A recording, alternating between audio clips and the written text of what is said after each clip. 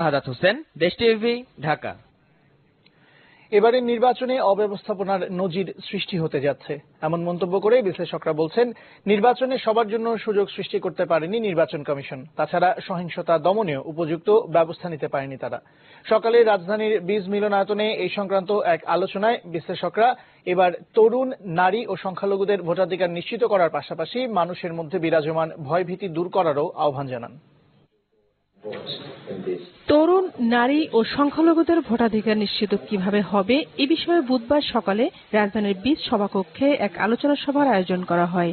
সেখানে দেশের বিশিষ্ট জনেরা অংশ নিয়ে নির্বাচনী পরিবেশ পর্যবেক্ষণ নিয়ে কথা বলেন। তাদের মতে, নির্বাচন যতই এগিয়ে আসছে সহিংসতাও তেমন বাড়ছে, কোথাও কোথাও মানুষের মধ্যে ভীতিও কাজ করছে, যা দূর করতে নির্বাচন কমিশন কোনো উদ্যোগ নেয়নি।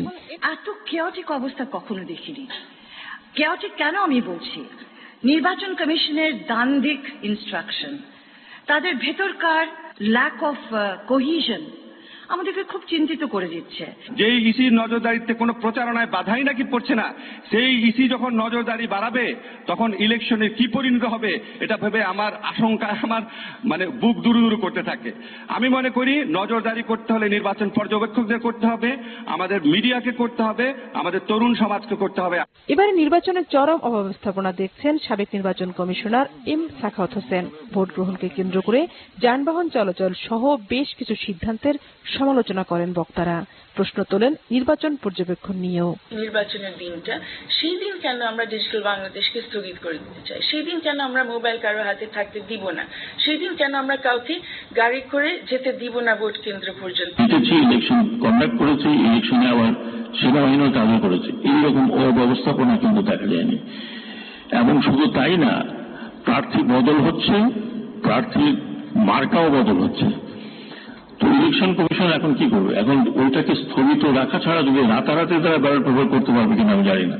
ভোটারদের ভোট কেন্দ্রে নিয়ে আসার দায়িত্ব শুধু কমিশন কিংবা নির্বাচনকালীন সরকারেরই নয়, মানবাধিকার বা উন্নয়ন কর্মীদেরও এ বিষয়ে দায়িত্ব রয়েছে বলে মনে করেন আওয়ামী লীগের উপদেষ্টা পরিষদের সদস্য ইউসুফ হোসেন হুমায়ুন।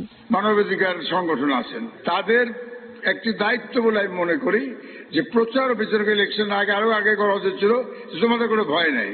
সেমিনারের প্রধান অতিথির বক্তব্যে রাজনৈতিক বিশ্লেষক অধ্যাপক ডক্টর রওনক জাহানও গুরুত্ব দিয়েছেন তরুণ ও নারী ভোটারদের। বলেন, আগামীর বাংলাদেশের নেতৃত্ব নির্ধারণ নির্বাচনের মাধ্যমে করবে তরুণ সমাজ। নাগরিক অধিকার ছাড়াও আমার মনে হয় তরুণদের যে জিনিসটা ভাবতে হবে সেটা হচ্ছে যে আসলে তারাই হচ্ছে দেশের ভবিষ্যৎ, এবং আজকের যে সমস্যা হচ্ছে এগুলা দিন তাদেরই শেষ পর্যন্ত পরে তাদেরকে সামাল দিতে হবে। ঝর্ণা রায়, দেশ টিভি, ঢাকা। জাতীয় নির্বাচনে সারা দেশে 114টি আসনে 5